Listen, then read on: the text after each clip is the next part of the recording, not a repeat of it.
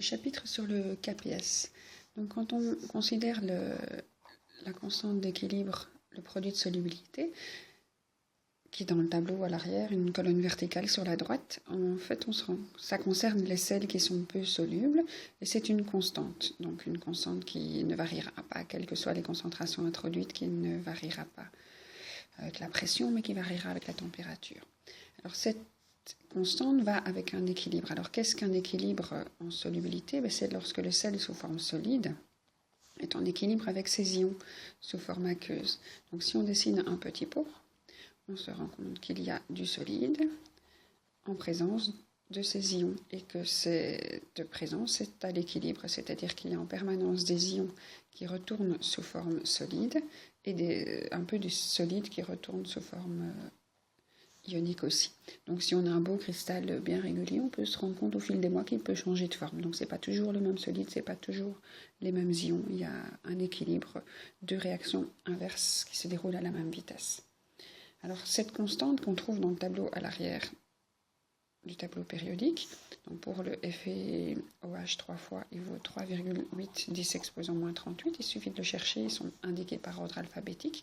Donc pour l'oxyde de fer 3, c'est ça.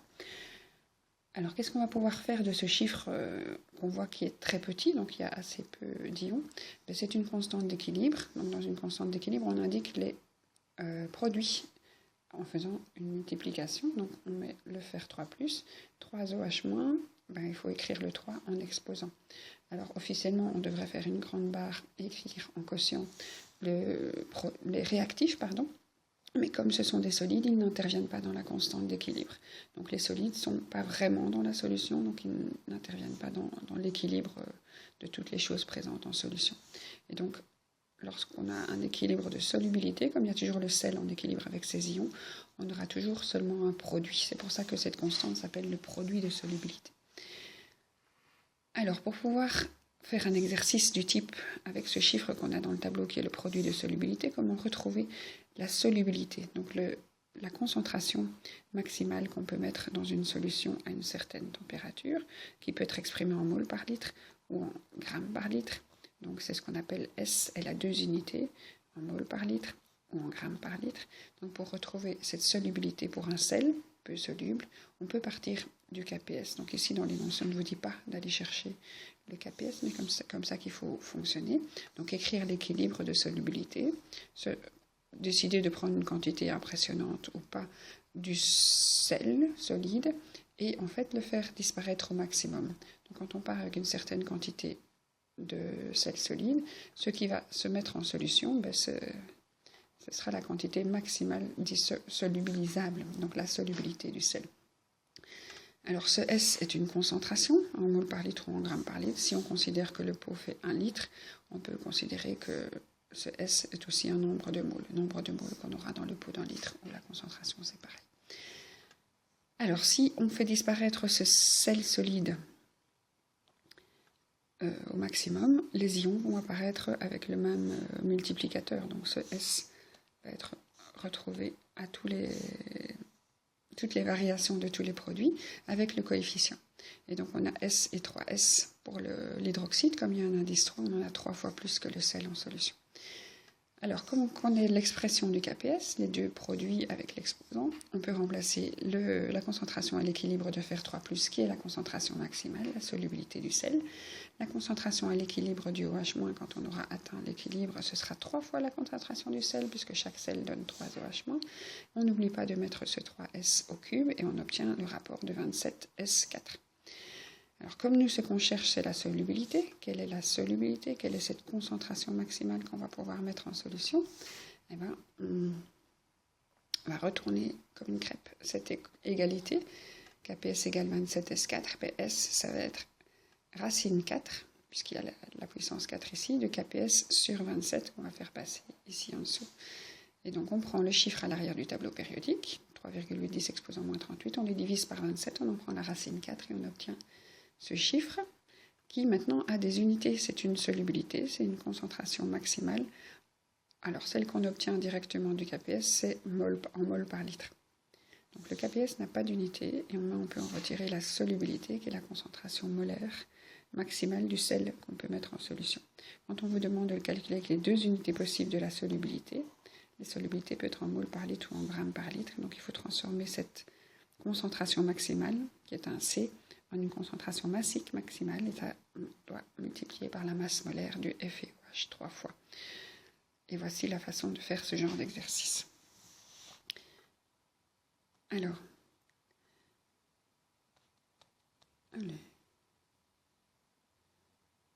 donc le KPS est un produit qui caractérise un équilibre de solubilité, donc des concentrations saturées avec excès, des solutions saturées avec excès. Alors un autre type d'exercice qu'on peut faire avec le KPS, voilà, donc ici on va vérifier si quand on mélange 2 sels différents, donc ce n'est plus un seul sel à l'équilibre avec ses propres ions, on a une précipitation ou pas. Parce que ce qu'on a vu avec le KPS, c'est qu'il y a une certaine quantité de chacun des ions qui est maximale. Donc lorsqu'on atteint le KPS, on est à l'équilibre et on a à la fois le solide en présence de ces ions. Alors quand on fait une réaction de précipitation, on va avoir ce fameux solide présent avec les ions si il y a eu précipitation. Donc la question qu'on peut vous poser là, qui demandera d'utiliser le KPS, c'est est-ce qu'il va y avoir précipitation.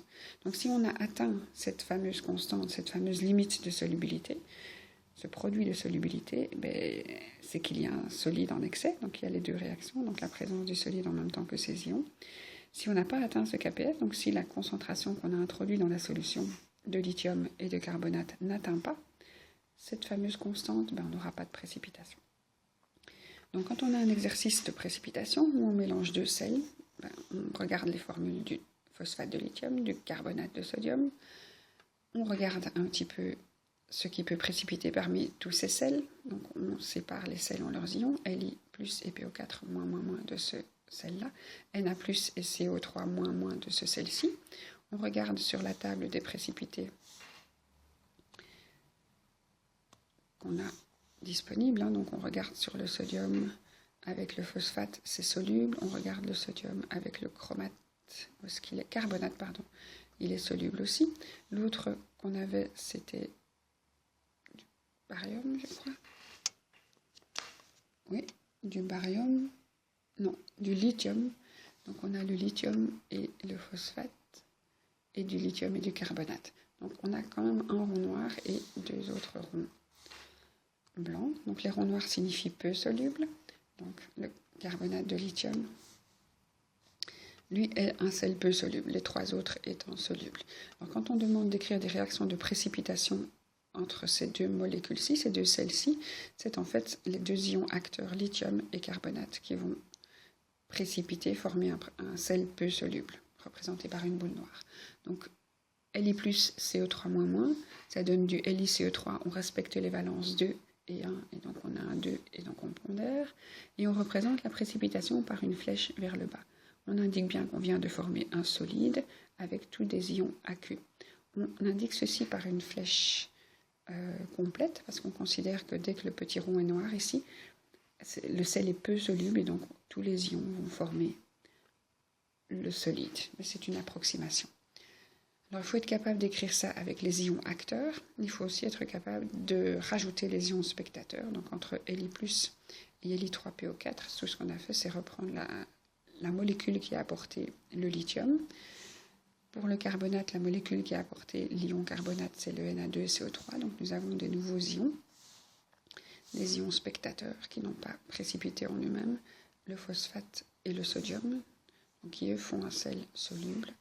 Donc notre Li2CO3 solide, il est précipité, et le Na et le phosphate, eux, vont faire un sel soluble, donc sous forme aqueuse. Donc ici, c'est écrit aqueux. Il faut pondérer, donc phosphate et sodium, il y a une valence 3 et une valence 1. Le carbonate, il a déjà été fait là. Donc il y a 2 lithiums, alors qu'ils sont amenés par 3, donc il faut faire 6, le plus petit commun multiple. Pour le sodium, pareil. Donc, s'ils viennent par 3 et qu'on les a par 2 ici, on est obligé de prendre un 6. Donc ça, c'est répondre à est-ce qu'il y a une précipitation qualitative possible? Est-ce que ces ions-là forment un précipité?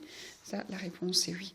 Maintenant, au niveau quantitatif, est-ce que ce qu'on a mis, est-ce que si on met 100 ml de phosphate de lithium 2 molaires avec 200 ml de phosphate de carbonate de sodium 0,4 molaires, on en a mis assez? Assez pour atteindre la constante qui verra l'équilibre, qui verra la présence d'un précipité avec les ions.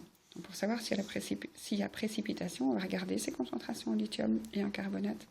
On va les multiplier ensemble. On va faire fois en mettant un carré. On va les multiplier selon le KPS. Et si la valeur qu'on obtient est supérieure au KPS, c'est qu'on a atteint l'état d'équilibre, qu'on a dépassé les valeurs permises.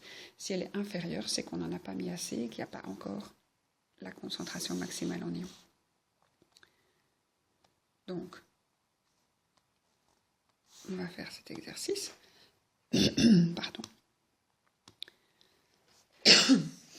Alors, on reprend les données numériques. Donc, le phosphate de lithium, on sait qu'il est 0,2 molaire et qu'on en a 100 ml. Ça nous fait un certain nombre de moles de 0,2 moles. Donc, concentration molaire fois le volume de la solution donne 0,2 moles.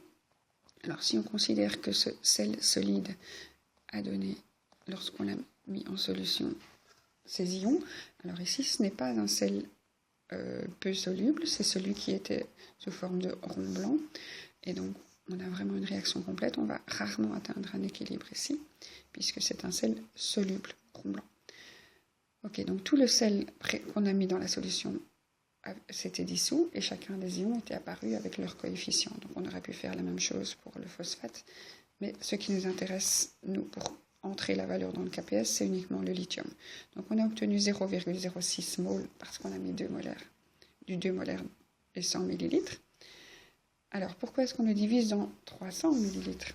C'est parce qu'en fait, donc, ce qui nous intéresse, c'est est-ce que dans le mélange des deux, on a formé un précipité. Donc quand on a rajouté 100 millilitres qui apporte le lithium, donc on est en train de chercher sa concentration, et 200 millilitres qui apporte le carbonate. Donc, ce qui nous intéresse, c'est la concentration de ces deux ions dans le pot final. Donc, lorsqu'ils vont se rencontrer, est-ce qu'ils vont atteindre l'équilibre ou est-ce qu'il n'y en aura pas assez?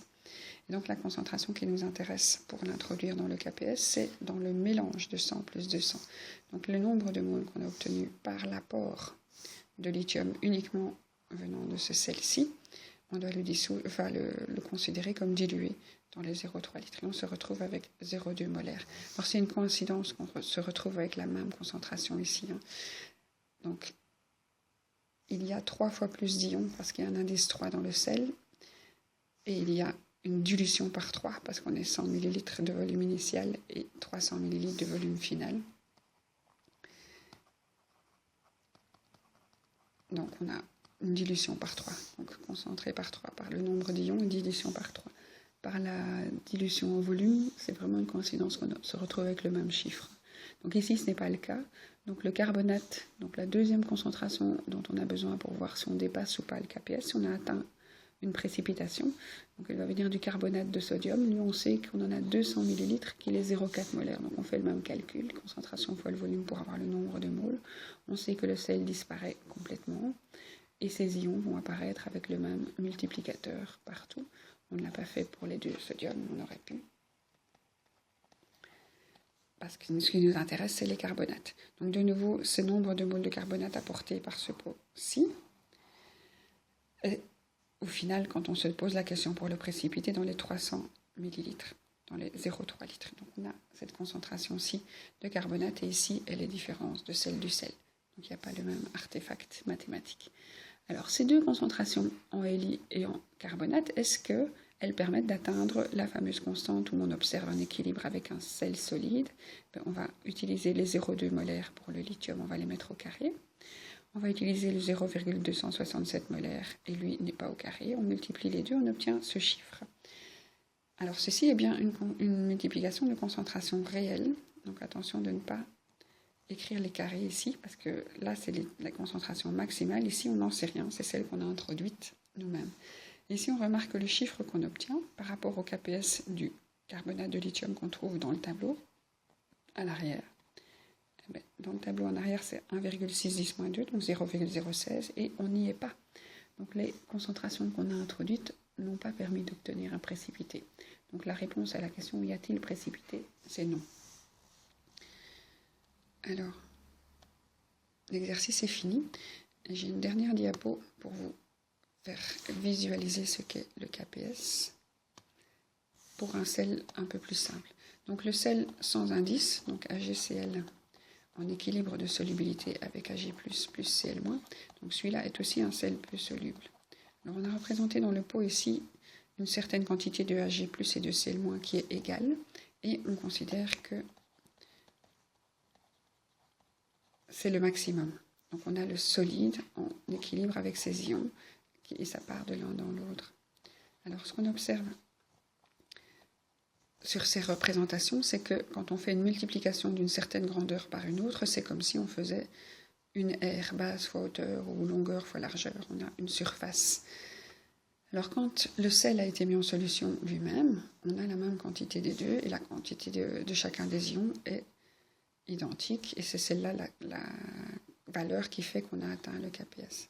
Alors quand on a ce genre de représentation, si vous regardez, c'est exactement la même surface que là, mais c'est beaucoup plus représenté par Ag+. Et donc ceci, c'est aussi une concentration maximale avec un solide d'AgCl en solution, mais ça n'a pas été obtenu par la mise en solution du sel, sinon on en aura autant de l'un que de l'autre, puisqu'ils apparaissent ensemble. Ceci, c'est plus obtenu par une précipitation. C'est comme si dans le pot, on avait un petit peu de Cl-, et qu'on a ajouté beaucoup d'Ag+, suffisamment pour pouvoir observer un précipité. Donc même si on veut détecter une petite quantité de Cl-, si on met suffisamment d'Ag+ dans le petit pot de test, on va pouvoir le voir. Pareil si on a fait l'inverse, donc si on avait dans un pot un petit peu d'Ag+, qu'on voulait le détecter, on va rajouter du Cl- en quantité suffisante que pour pouvoir voir un solide. Donc la présence d'un précipité ne vient pas de manière identique des deux ions, donc on n'est pas du tout obligé d'avoir la même quantité, c'est vraiment une question d'occupation de l'espace qui est permise par la nature du sel, et donc il a une constante d'équilibre valable dans tous les cas, quel que soit l'apport de chacun des ions, donc cette constante est toujours valable.